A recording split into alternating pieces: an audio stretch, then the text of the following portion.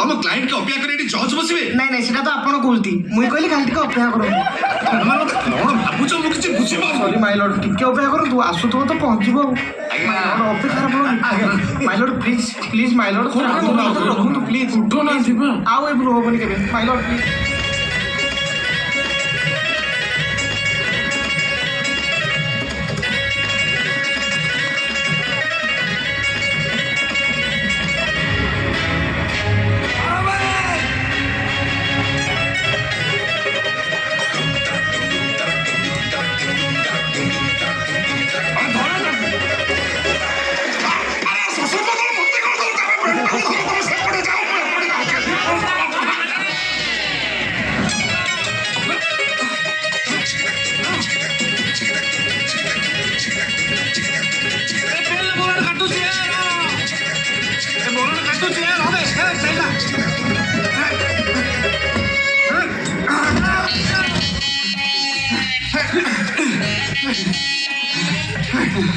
ଶ୍ୱଶୁର ଶୁଣ ତୁ ଏମିତିଆ ମାନିବୁନି ତତେ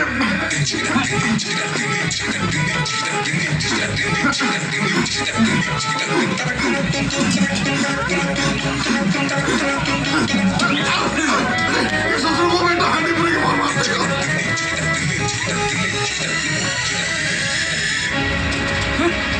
ହ୍ୟାଲୋ ହ୍ୟାଲୋ ହ୍ୟାଲୋ ଆରେ ବାଘ ପଞ୍ଜା ବାଦ ଯାଇକି ବଞ୍ଚିକି ଯାଇନାହାନ୍ତି ଆଉ ତୁ କେମିତି ଭାବିଲୁ ବଞ୍ଚିଯିବ ବୋଲି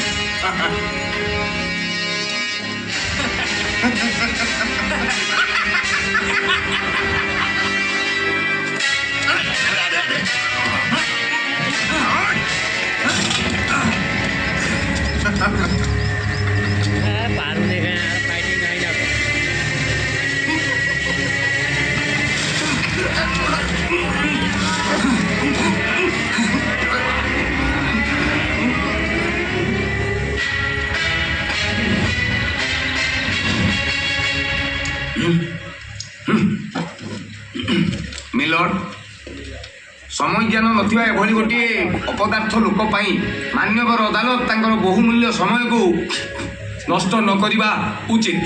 ଆପଣ ଠିକ କହିଛନ୍ତି ବିପିନ ମାରାଣୀ ବାବୁ ଆପଣ ଏଟା କଣ ଭାବିଛନ୍ତି ଏଟା କୋର୍ଟ ନା ତମ ଘର ନା ତମ କ୍ଲାଇଣ୍ଟର ମୋ ଅଜା ତାଙ୍କୁ ଏଇଠି ମୁଁ ୱେଟ୍ କରିବି ତମମାନେ କୋର୍ଟକୁ କଣ ଭାବିଛ କି ଜାଣେ ମୁଁ ଏ କେସ୍କୁ ଡିସମିସ୍ କରୁଛି ମୋ କଥା ଟିକେ ଶୁଣନ୍ତୁ ମାଇ ଲର୍ଡ ପ୍ଲିଜ ଆଉ କିଛି ହବନି नो नो नो ଆଉ କିଛି ଟାଇମ ଗିଭ ନାଇଁ, ନାଇଁ, ନାଇଁ। Client is coming next number को डाक केस नंबर 16 हाजिर हो। पहुंच गई किए तबे अरे अटका रुआ रुआ रुआ के मैं नमस्कार ये- हे मासिम अच्छा आसो ठीक डायरेक्ट काट थोड़ा कसो आसो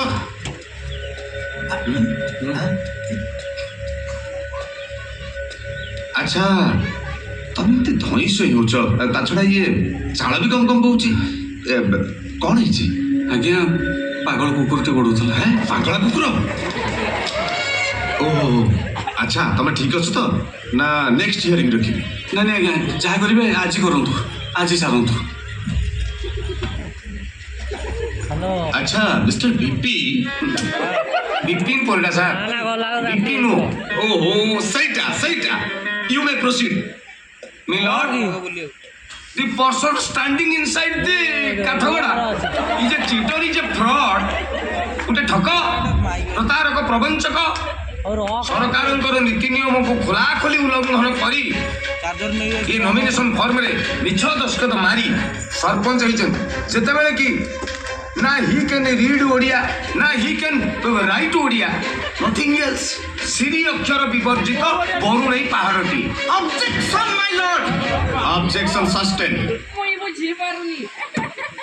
ମାଇ ଲର୍ଡ ମୁଁ କ୍ଲାଇଣ୍ଟ ବଦନକୁ ଟିକେ ଦେଖିଲି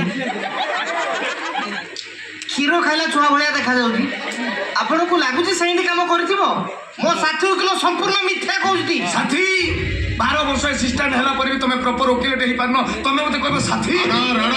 ସରି ସାର୍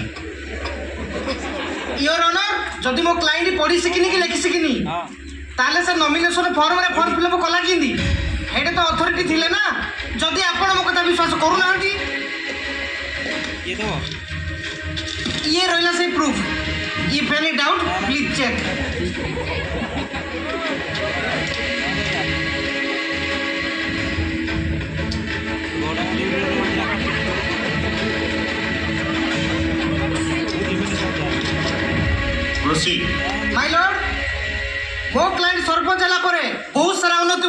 କରିଛି କାଡ଼ାନାଳି ଅଭାବରୁ ଯୋଉ ଜମି ଚାଷ ହେଇପାରୁନଥିଲା ସେଇ ଜମି ଆଜି ଆଜ୍ଞା ଶସ୍ୟ ଶ୍ୟାମଳ ଖିଲି ଖିଲି ହେଇନା ଆସୁଛି। ଇଏ ସାର୍ ଦେଖୁଥିଲେ ଯାଇ ହଁ ଓଭିୟସଲି ଯଦି ମୋ କ୍ଲାଏଣ୍ଟ ଲେଖାପଢ଼ା ଶିଖିନାହାନ୍ତି ୟା ପୂର୍ବରୁ ତ ବହୁତ ସାରା ଶିକ୍ଷିତ ଲୋକ ସରପଞ୍ଚ ଥିଲେ ସେମାନେ ସବୁ ଥାଇକିନା ବି କ'ଣ କରି ପକେଇଛି କି? ଅବଜେକ୍ସନ ମିଲର୍ଡ କୁହନ୍ତୁ ବିପି ବାବୁ। କଥାଟା ବର୍ତ୍ତମାନ ପଡ଼ିନି ଏଠି କିଏ ଉନ୍ନତି କରିଛି କିଏ ଉନ୍ନତି କରିନି ଆଜ୍ଞା କଥାଟା ପଡ଼ିଛି ଇଏ ବାବୁ ଜଣକ ପାଠ ପଢ଼ିନାହାନ୍ତି। ଆଶ୍ଚର୍ଯ୍ୟ ଲାଗୁଛି ମୋତେ ଆଙ୍କ କଥା ଶୁଣିଲା ପରେ ହସ ଲାଗୁଛି। ସିଏ କହୁଛନ୍ତି ଦସ୍ତଖତ କେମିତି ହେଲା ସେ ଦସ୍ତଖତକୁ ଟିକେ ଦେଖିଲେ ଆପଣ ନୂଆ ନୂଆ ସ୍କୁଲରେ ପାଠ ପଢ଼ୁଥିବା ପିଲା ମଧ୍ୟ ୟା ଠାରୁ ଭଲ ଓଡ଼ିଆ ଲେଖିବେ ଆଉ ଶିକ୍ଷା କଥା ପଢ଼ିଲେ ମୋତେ ତ ଲାଗୁଛି ଏ ମାରେଣ୍ଡିକି ବି ଗୋଟେ ଜେରା ହବା ଦରକାର।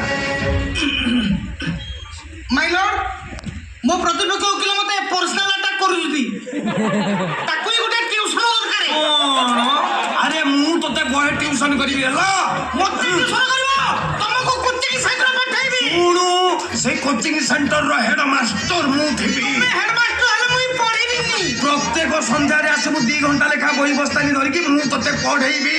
ପିପିନି କ'ଣ ଜମା ଚିପିନି ନା ଧରୁଛୁ ମାରେଣ୍ଡି ପିପିନି ଆଉ ଥରେ ଧଇଲି ସେକି ଦେବି ଦୁଇ ହାତିଆ ସେକି ଦେବି। ମାରେଣ୍ଡି ତୁ ମତେ ଚିହ୍ନି ନୁଣା। ବିପି ବାବୁ ମାରାଣ୍ଡି ବାବୁ କଣ ଚାଲିଛି ଏଠି କଣ ଚାଲିଛି? ସରି ମିଲର୍ଡ କଣ ସରି ହ୍ୱାଟ ସରି ଏଠି ଜଜ ନା ତମ ଟ୍ୟୁସନ ମାଷ୍ଟର? ମାଇ ଲର୍ଡ ମୁଇଁ କ'ଣ କହୁଥିଲି କି ମୋ ତମର କିଛି କହିବା ଦରକାର ନାହିଁ। ମିଷ୍ଟର ବିପି ତମଠୁ ସିନିୟର। ବିପିନ ସାର୍ ଆରେ ସେଇଟା ସିଏ ତମଠୁ ସିନିୟର ସିଏ ଆଗେ କହିବେ କୁହ ପ୍ରୋସିଡ୍। ସରି ମାଇ ଲର୍ଡ ମାନ୍ୟବର ଅଦାଲତକୁ ମୁଁ ଜଣେଇ ଦେବାକୁ ଚାହେଁ